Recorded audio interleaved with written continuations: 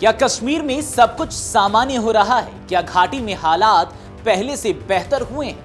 कांग्रेस सांसद शशि थरूर के एक बयान ने इन सवालों को फिर से राष्ट्रीय बहस के केंद्र में ला दिया है। श्रीनगर दौरे के दौरान उपराज्यपाल मनोज सिन्हा से मुलाकात के बाद थरूर ने कहा कि जम्मू कश्मीर में सामान्य स्थिति की ओर उत्साहजनक प्रगति हुई है, लेकिन उनके इस बयान पर अब विरोधी दल नहीं बल्कि उनकी अपनी पार्टी के नेता और कश्मीरी छात्र संगठन सवाल उठा रहे हैं। आखिर पूरा मामला क्या है, चलिए आपको बताते हैं विस्तार से इस वीडियो में। नमस्कार, आप देख रहे हैं अमरुजाला.com और मैं हूं आपके साथ आदर्श शाह। दरअसल कांग्रेस सांसद शशि थरूर श्रीनगर के लोक भवन पहुंचे, जहां उन्होंने जम्मू कश्मीर के उपराज्यपाल मनोज सिन्हा से मुलाकात की।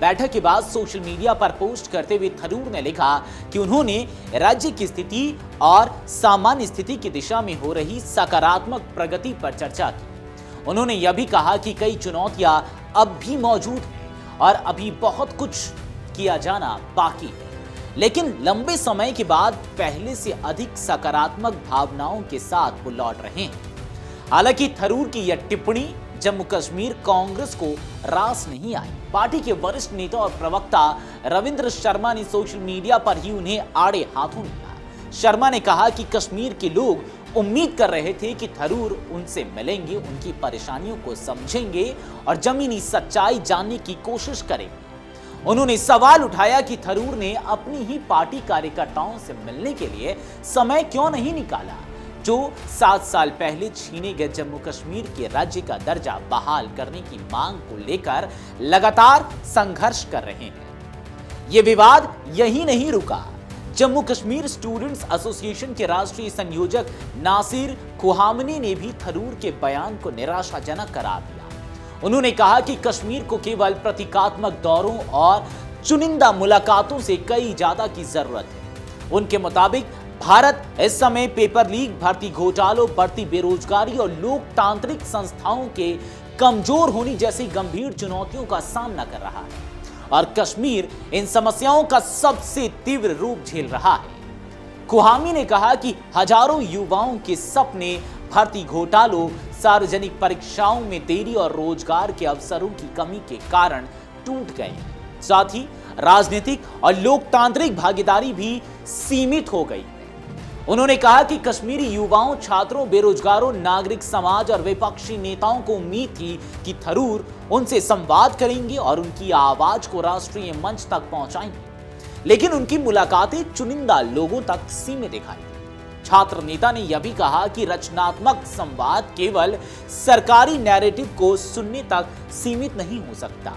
एक जिम्मेदार सांसद का दायित्व उन लोगों की आवाज बनना है जो हाशिए पर हैं, जिन्हें अपनी बात रखने का मंच नहीं मिला है और जो न्याय से वंचित महसूस करते हैं। उन्होंने सवाल उठाया कि आखिर किसकी नॉर्मलसी की बात की जा रही है?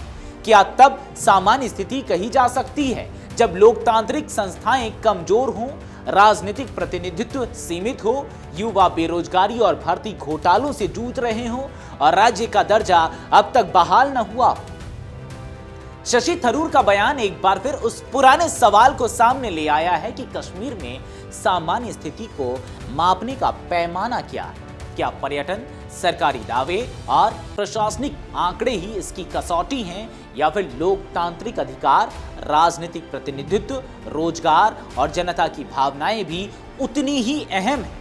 फिलहाल थरूर के बयान ने कांग्रेस के भीतर और कश्मीर की राजनीति में एक नई बहस को जन्म दे दिया है और उन तमाम सवालों को भी जिसका जिक्र मैंने अभी किया है। कश्मीर में नॉर्मलसी पर बहस नई नहीं है, लेकिन इस बार यह बहस विपक्ष और सरकार के बीच नहीं बल्कि कांग्रेस के भीतर कश्मीरी युवाओं की तरफ से उठी है।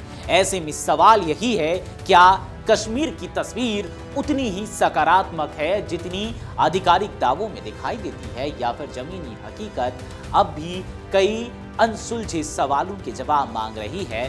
बहरहाल जो तस्वीरें कश्मीर से निकलकर रोजाना सामने आती रहती है, उससे ये अंदाजा लगाया जा सकता है कि वहां पे स्थिति बदली तो है, लेकिन जो मुद्दा पक्ष और विपक्ष के बीच होना चाहिए वो अब जो विपक्षी दल हैं वो आपस में ही इस मुद्दे पर भिड़ते हुए नजर आ रहे हैं। उनके सुर बदले बदले नजर आ रहे हैं। एक तरफ थरूर वहां की तारीफ कर रहे हैं तो दूसरी तरफ थरूर के बयान पर वहां के जो स्थानीय नेता हैं वो उनके बयान पर, उनकी टिप्पणी पर सवाल उठा रहे हैं।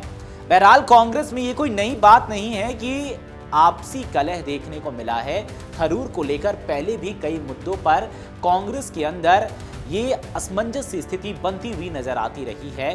एक बार फिर से ये स्थिति सामने निकल कर आई है। अब देखना होता है कि संगठन इससे कैसे डील करती है।